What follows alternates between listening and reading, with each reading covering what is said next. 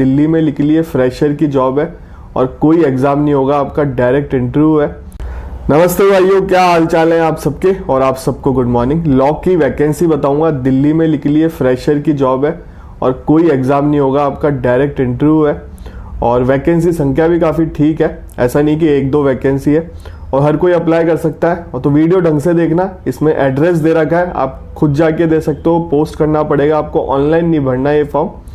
और ये अभी का नोटिफिकेशन है, इसकी लास्ट डेट भी नज़दीक है, इसलिए कहता हूँ चैनल को सब्सक्राइब रखें, बेल आइकन दबा के रखें जिससे आपको टाइमली अपडेट मिल जाए वैकेंसी का। अगर आप लास्ट डेट के बाद इस वीडियो को देख रहे हो तो कोई मतलब नहीं है, तो इसलिए चैनल को सब्सक्राइब कर लो, बेल आइकन दबा दो जिससे आपको नोटिफिकेशन मिल जाएगा। अगर आपकी काम की वैकेंसी है तो आप फॉर्म फिल कर सकते हो। और अभी मैंने हिमाचल का बताया, अगर वीडियो नहीं देखा तो देख लो जाके। हिमाचल प्रदेश में कैबिनेट ने अप्रूव कर दी है सिविल जज की वैकेंसी, 21 वैकेंसी अप्रूव की है। कमी आती है वहाँ पे, छोटा स्टेट है, ऐसा बड़ा स्टेट नहीं है, तो कम वैकेंसी आती है, सुंदर स्टेट है। और वहाँ पे जीके वीके नहीं आती, केवल लॉ का पेपर होता है और हिंदी इंग्लिश का लैंग्वेज का पेपर होता है। तो हिंदी बेल्ट वाले सारे भर सकते हैं, जो साउथ से हैं जो वीडियो देख रहे हैं, कोलकाता हो चाहे उड़ीसा से हो, देखते हैं मेरा वीडियो, तो वो भी फॉर्म फिल कर सकते हैं अगर हिंदी आती है तो आपको, क्योंकि लैंग्वेज का पेपर होगा इसमें। अब बात करते हैं इस वैकेंसी की, तो कोई फोटो देखो, लॉ रिसर्चर की वैकेंसी आई है, 8 वैकेंसी है, commercial court south east district, Saket court, new Delhi. ठीक है, अब ये एड्रेस ढंग से सुन लेना, इसी में आपको फॉर्म सबमिट करना है।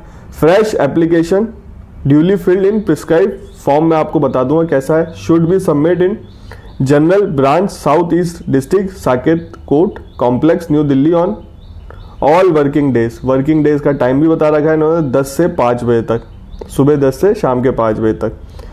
9/8/2024 इसकी लास्ट डेट है। और इसमें लिख रखा है room number 402 Saket court complex, new Delhi. अगर इसके बाद मतलब 9 तारीख के बाद अगर कोई फॉर्म आएंगे तो एक्सेप्ट नहीं करेंगे। ठीक है, अब आगे चलते हैं। साइन हो रखे हैं वैसे इसमें सबके। ये रहा फॉर्म देख लीजिए आप। फॉर्म भी मैं बता देता हूँ। फोटो लगानी है आपको, इसमें नेम लिखना है, फादर हस्बैंड नेम लिखना है, एड्रेस लिखना है, phone number, mobile number, date of birth, phone number, mobile number ढंग से लिखना, मेल भी ढंग से लिखना। जो भी शॉर्टलिस्ट होता है वो मेल के थ्रू ही पता चलता है। क्वालिफिकेशन परसेंटेज लिखनी है, एक्सपीरियंस है तो लिखना है, और कंप्यूटर की नॉलेज है तो लिखनी है आपको, और रोल नंबर लिखना है एडवोकेट का, रजिस्ट्रेशन वाला, एनरोलमेंट नंबर, अगर आप किसी प्रेजेंटली काम कर रहे हो तो वो बताना है, और एनी अदर इंफॉर्मेशन आप देना चाहते हो, और ये डिक्लेरेशन आपको भरनी है। ठीक है, और साइन करना है खुद के। अब इसकी क्वालिफिकेशन की बात करते हैं अपन। देखो, एलिजिबिलिटी में केवल लॉ की डिग्री होनी चाहिए आपकी, बार काउंसिल से अप्रूव हो वो कॉलेज, और 55% आपके मार्क्स होने चाहिए एग्रीगेट। कोई बैक हो तो भी चल जाएगा। 55% मार्क्स मतलब सारे सेमेस्टर को मिला के आपके एग्रीगेट 55% आने चाहिए।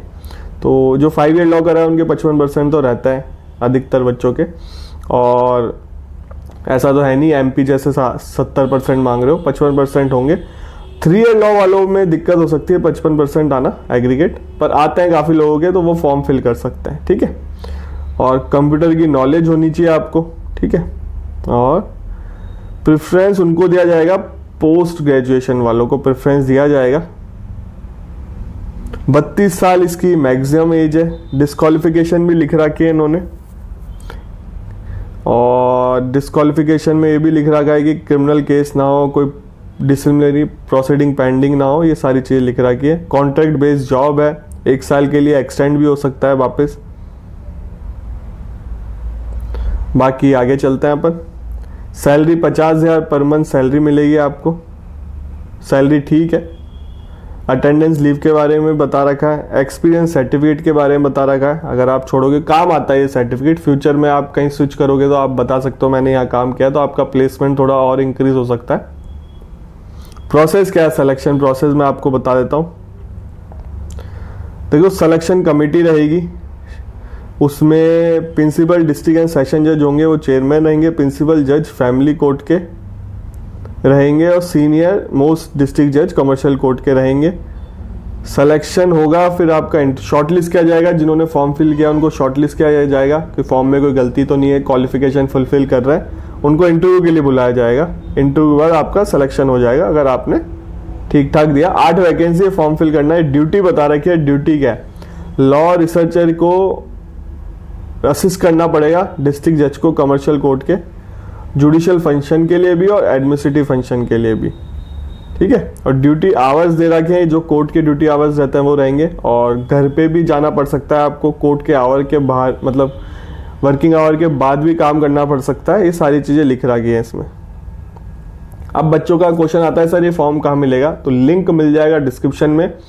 और कई ऐसे बच्चे होते हैं लिंक मिल देने के बाद भी नहीं ढूंढ पाते, तो मैं उसके लिए फ़ोटो लगा देता हूँ। ये फ़ोटो देख लो, मेन पेज है। जब ये लिंक खोलोगे इसमें नोटिस है, बीच बीच में लाल हो रखा है, नीचे नीचे पहला वाला नोटिस है, आप देख सकते हो। Fresh application invite for engagement of 8 law researcher for commercial court south east district. इस वाले पे क्लिक करना, आपको ये मिल जाएगा। इसी में फॉर्म है, इसका फॉर्म का प्रिंट निकालना, एड्रेस मैंने बता दिया, वहाँ आपको भेजना है, ठीक है।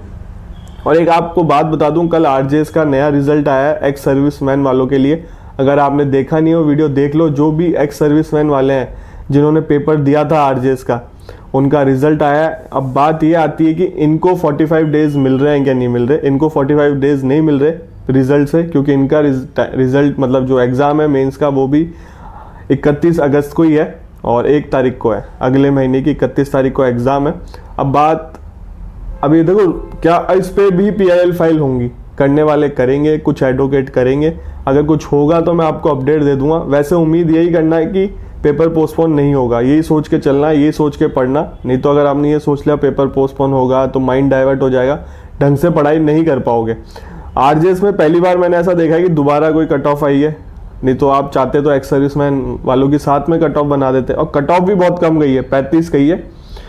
आरजेएस में मिनिमम क्वालिफाइंग मार्क्स 45 है, रिजर्व कैटेगरी के लिए शायद 40 है, बट एक्स सर्विसमैन वालों की 35 कट ऑफ गई है। तो कट ऑफ से भी कम, मतलब मिनिमम क्वालिफाइंग मार्क्स से भी कम कट ऑफ गई है। तो देखो वकील लोग तो PIL फाइल कर देंगे, पेपर पोस्टपोन होगा नहीं होगा, अगर कुछ ऐसी अपडेट आएगी तो मैं आपको दे दूंगा। चैनल को सब्सक्राइब कर लेना।